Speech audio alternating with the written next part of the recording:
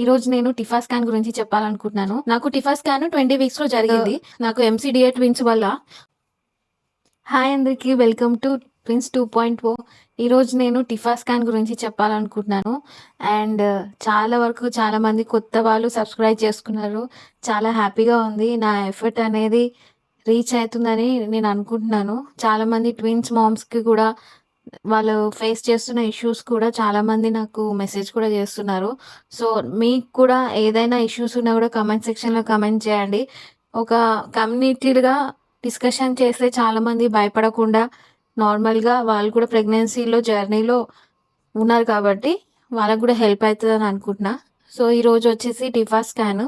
నాకు TIFFA scan 20 వీక్స్‌లో జరిగింది. జరిగినప్పుడు నేను ఫేస్ అయిన ఇష్యూస్ అండ్ నాకు ఎంసీడీఏ ట్విన్స్ వల్ల. ఎంసీడీఏ ట్విన్స్ అంటే ఫస్ట్ ఆఫ్ ఆల్ ఒక ప్లాజెంటా, 2 అంబికల్ కార్డ్స్ ఉంటాయన్నమాట. సో, ఇద్దరికి కూడా ఫుడ్ ఒక ప్లాజెంటా నుంచే వస్తది. సో, నాది హై రిస్క్ ప్రెగ్నెన్సీ. దానివల్ల ఏంటంటే ప్రతిసారి నేను స్కానింగ్‌కి వెళ్ళినప్పుడు చాలా టెన్షన్ పడాల్సొచ్చేది. అంటే ఎంత కూల్‌గా ఉన్నా కూడా మనకి టెన్షన్ అనేది నార్మల్‌గా ఉంటది, బేబీస్ కాబట్టి. అండ్ ఫస్ట్ ప్రెగ్నెన్సీ అనమాట నాకు. సో, ఆ ఇష్యూస్ ఏమన్నా నేను ఫేస్ అయితాయేమో అని ప్రతిసారి టెన్షన్ ఉండేదనమాట. అండ్ నేను టిఫా స్కాన్ రాసాక డాక్టర్ దగ్గరికి వెళ్ళాను. Radiologist, క్లౌడ్9 hospital. 9:30 ఆ రోజు 9:30కి ఎళ్ళాను. వెయిట్ చేశాననమాట. అంటే నార్మల్‌గానే మనము బ్రేక్‌ఫాస్ట్ చేసేసి ఆహ్, రెడీ అయిపోయి వెళ్ళిపోయాము. వెయిటింగ్ లిస్ట్‌లో ఉండే. అండ్ నార్మల్‌గా ప్రతి స్కాన్‌కి మాకు ఎంక్వైరీగా ఆధార్ కార్డ్ అండ్ సిగ్నేచర్స్ తీసుకుంటారు. అలానే జరిగింది. సో, నా టైం వచ్చింది. నేను టిఫా స్కాన్‌లోకి రెగ్యులర్‌గా వెళ్ళే ల్యాబ్‌లోకి వెళ్ళాను. వెళ్ళాక లే డౌన్ అవ్వమన్నారు. లే డౌన్ అయ్యాను. సో, టెన్షన్ అనమాట. చాలా ఎంత టెన్షన్ అంటే ఎంత పాజిటివ్‌గా ఉన్నా, ఎంత ఏం కాదు అని ఉన్నా, ఇద్దరు బేబీస్ కాబట్టి, ఒక్క ప్లాజెంటా కాబట్టి అసలు నా టెన్షనే వేరు. ఎ అంటే heart beat every time NT scan అప్పుడు అట్లనే రైజ్ అయింది. ఇప్పుడు టిఫా స్కాన్‌లో కూడా రైజ్ అయింది. అట్లనే ఎందుకంటే వాళ్ళు ఫుడ్ ఎలా తీసుకుంటున్నారో, మనం ఫుడ్ బానే తింటాము కానీ వాళ్ళిద్దరూ షేర్ చేసుకుంటున్నారా? అండ్ ట్విన్ ట్రాన్స్‌ఫ్యూజన్ అనే డిసీజ్ కూడా ఉంది అని చెప్పారు. అదొక టెన్షన్. ఇలాంటివన్నీ వస్తాయి. మన చేతుల్లో ఉండదు. గాడ్ గ్రేస్, మీరు హెల్తీగా ఉండండి, పాజిటివ్‌గా ఉండండని ప్రతిసారి చెప్పి నాకు స్కాన్ నుంచి పంపిస్తారనమాట. సో, నాకెప్పుడెళ్ళినా గూడా టెన్షనే. పాజిటివ్‌గా వస్తే హ్యాపీ. మళ్ళా నెక్స్ట్ స్కాన్ ఏమైతదో అని అదో టెన్షన్. ఈ టెన్షన్ పాజిటివ్‌నెస్ ఉన్నా గూడా నేను చాలా వరకు పడొద్దు, బేబీస్‌కి ఎఫర్ట్ అయితది, స్ట్రెయిన్ అయితారు అని చాలా వరకు కూల్‌గా ఉంటా అనమాట. సో, నేను ఇవంతా స్టోరీ ఎందుకు చెప్తున్నా అంటే, మీకు కూడా ట్విన్ మామ్స్‌కి ఇలానే టెన్షన్ పడి ఇలాగ టెన్షన్ పడకుండా పడినట్టుగా ఉండండి. ఎందుకంటే బేబీస్ మీద చాలా ఎఫర్ట్ పడతది. సో, నా స్టోరీ ఏం జరిగిందంటే, నేను వెళ్ళాను. వెళ్ళి లే డౌన్ అయ్యాను. సో, అట్లా కామ్‌గా బ్రీత్ తీసుకుంటున్నాను. బ్రీత్ తీసుకోమన్నారు అండ్ చూసారనమాట. ఫస్ట్ టిఫా స్కాన్‌లో అసలు టిఫా స్కాన్ ఎందుకు చేస్తారంటే, ఏమైనా బేబీస్‌లో బ్రెయిన్ గానీ, లంగ్స్ గానీ, థొరాక్స్ గానీ, కిడ్నీస్ గానీ, థైస్ గానీ, బోన్స్ గానీ, స్పైనల్ కార్డ్ గానీ ఏదైనా డిఫెక్ట్స్ ఉన్నాయా అని చూస్తారు. అండ్ ఫ్లూయిడ్ అనమాట. వాళ్ళుండే బబుల్‌లో ఫ్లూయిడ్ ఉంటది, వాటర్స్ లాగా. ఆ ఫ్లూయిడ్ ఏమైనా తగ్గుతుందా? ఏమైనా డెవలప్‌మెంట్ డిఫెక్ట్స్ ఉన్నాయా? ఎన్‌టీ స్కాన్‌లో తీసినా గూడా ఫర్దర్‌గా ఇది చాలా మెయిన్ 18-20 వీక్స్‌లో చేస్తారనమాట. సో, నాకు 20 వీక్స్‌లో జరిగింది. ఫస్ట్ డాక్టర్ నాకు చెప్పిందేందంటే, radiologist doctor, "your fluids are in good range" అనింది. అంటే ఏంటి డాక్టర్ అని అడిగిన. అంటే వాటర్ లెవెల్ చాలా బావుంది. బేబీస్ కూడా హెల్తీగా ఉన్నారు. That is a good sign అన్నది. సో, కొంచెం అని బ్రీత్ తీసుకున్నా. తీసుకున్నాక ఎవ్రీ టైమ్ ఇదే నా సిట్యుయేషన్. ఎందుకంటే హై రిస్క్ ప్రెగ్నెన్సీ. నేను ఏదైనా నెగెటివ్ అయితే ఫేస్ చేయాల్సిందే. ఇంకా నో చాయిస్. వాళ్ళు నాకు చెప్పారు. బట్ నేను హెల్తీగా ఫుడ్ తినడం, టైమ్ టు టైమ్ మెడికేషన్ ఏసుకోవడము, పాజిటివ్‌గా ఉండడము, బెడ్ రెస్ట్ కూడా ఉండడం వల్ల కొంచెం నేను నా సైడ్ నుంచి హెల్ప్ అయితుంది అని నేను ఫీల్ అయ్యాననమాట. బేబీస్ ఆర్ గుడ్ అనేసరికి. అండ్ రిపోర్ట్స్ వచ్చేసరికి ఫస్ట్ బేబీ మెజర్మెంట్స్ అనేది చేశారనమాట. ఫస్ట్ నాజిల్ బోన్ అంటే ముక్కు బోన్ అనమాట. ముక్కు బోన్ నార్మల్ ఉందా లేదా, head, neck, spine, face, heart, ఎన్ని వెజిల్స్ ఉన్నాయి, ఎన్ని ఛాంబర్స్ ఉన్నాయి, అన్నీ వర్క్ అవుతున్నాయి లేదా, బ్లడ్ సప్లై అనేది అవుతుందా లేదా అనేది చూసారు. అండ్ నా ప్లాజెంటా వచ్చేసరికి పోస్టీరియర్ లోలో ఉంది. అండ్ అంబికల్ కార్డ్ ఎలా ఉంది, 2 arteries 1 vein ఉందా లేదా అని చూసారు. ఈచ్ బేబీకి 2 arteries 1 vein అనేది వెరీ మోస్ట్ ఇంపార్టెంట్ అనమాట. అది ఎవ్రీ టైం చెక్ చేసేవాళ్ళు, అది కూడా ఉంది. అండ్ ఫీటల్ రేట్ వచ్చేసి ఫస్ట్ బేబీది 142 BPM అనమాట. అండ్ సెకండ్ బేబీ వచ్చేసరికి నాకు ఎంత ఉంది అంటే 160. సో ఇవన్నీ వాళ్ళు నాకు వెంటనే చెప్పారనమాట.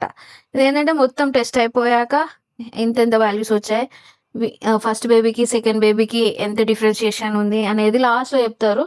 సో నేను వెయిట్ చేస్తున్నాను అనమాట. డాక్టర్ ఇంకా చెప్పట్లేదు ఏంటి అని వెయిట్ చేస్తున్నాను అనమాట. ఫస్ట్ ఫ్లూయిడ్ లెవెల్స్ రేంజ్ బాగుందన్నారు, తర్వాత హార్ట్, కిడ్నీ, ఎవ్రీథింగ్ సప్లై బాగుంది అన్నారు. చాలా హ్యాపీ ఫీల్ అయ్యాను. తర్వాత వెయిట్ ఎంత ఉంది అని అడిగాను అనమాట. వెయిట్ ఎంత ఉంది అని అడిగేసరికి వెయిట్ మేము చెప్తాము అన్నారు. ఎందుకంటే weight is very important. Weight కనుక తక్కువగా ఇప్పుడే ఉంటే ఫర్దర్ స్కాన్స్లో ఇంకా మనకి ప్రాబ్లం అవుతుంది అనమాట. సో నేను అదే పనిగా ఎదురు చూస్తున్నా, ఎంత వెయిట్ ఉన్నారు డాక్టర్ చెప్పండి అని. సో ఒక బేబీ వచ్చేసరికి 301 grams ఉన్నారు. అండ్ పోస్టీరియర్లో ప్లాజెంటా ఫీటల్ ఏ. సో అంబికల్ కార్డ్ నార్మల్గా ఉంది. అండ్ సెకండ్ బేబీ వెయిట్ వచ్చేసరికి 343 ఉన్నారు. అంటే నాకు 12% డిఫరెన్షియేషన్ వచ్చిందనమాట. సో 12% కూడా నార్మలే డిఫరెన్షియేషన్ రావడం. మినిమం ఒక ట్విన్ ఎక్కువ తింటుంది, ఒక బేబీ ఎక్కువ తింటుంది, ఒక బేబీ కొంచెం తక్కువ తినవచ్చు. దట్ ఈస్ నార్మల్ అని చెప్పేశారు. కాబట్టి yeah fine. So God grace వల్ల చాలా వరకు నేను పాజిటివ్గా ఉన్నాను. ఏమైనా తక్కువ రేటు వెయిట్ ఏమైనా ఉంటుంది, హార్ట్ బీట్ కూడా ఏమైనా ప్రాబ్లం వస్తుందేమో అని ఎన్నో ఆలోచనలు, ఒకటి కాదు. ఇప్పుడు యూట్యూబ్లో ఆన్ చేస్తే అన్నీ ఒక్కొక్కరి ఇష్యూస్ చెప్తూ ఉంటారు. అవన్నీ వినడము, టెన్షన్ పడడం అనేది జరుగుతుంది. ఎంత చూడొద్దన్నా చూడాలనిపిస్తుంది. అండ్ వాళ్ళు చెప్తున్న ఇష్యూస్ వల్ల ఇంకా మనకి నాలెడ్జ్ వస్తుంది.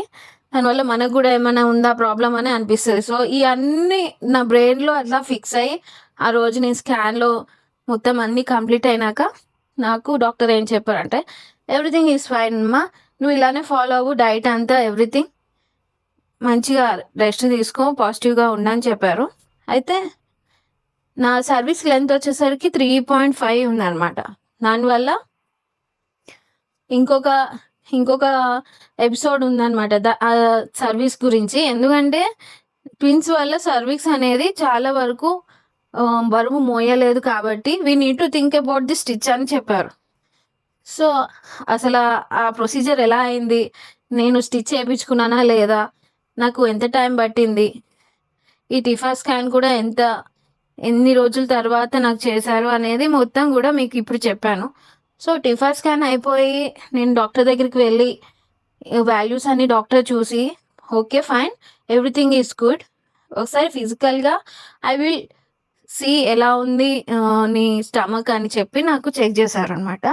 చెక్ చేసినప్పుడు అంటే త్రూ వ్యాజినల్గా నాకు వైట్ డిశ్చార్జ్ అనేది బాగా అవ్వడము నేను అబ్జర్వ్ చేసినప్పుడు డాక్టర్కి నేను చెప్పాను, ఇట్లా వైట్ డిశ్చార్జ్ అవుతుంది డాక్టర్, ఈజ్ దట్ నార్మల్ అని అడిగితే తను అన్నది లెట్ మీ సీ అన్నది.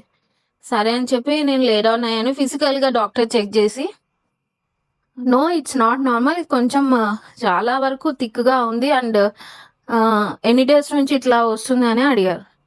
నేను అన్నాను 1 week నుంచి ఉంది, నేను ప్రెగ్నెన్సీ ట్విన్స్ కాబట్టి ఎక్కువ వైట్ డిశ్చార్జ్ అవుతుంది అని ఏమో అని నేను అనుకుంటున్నాను అని చెప్పాను.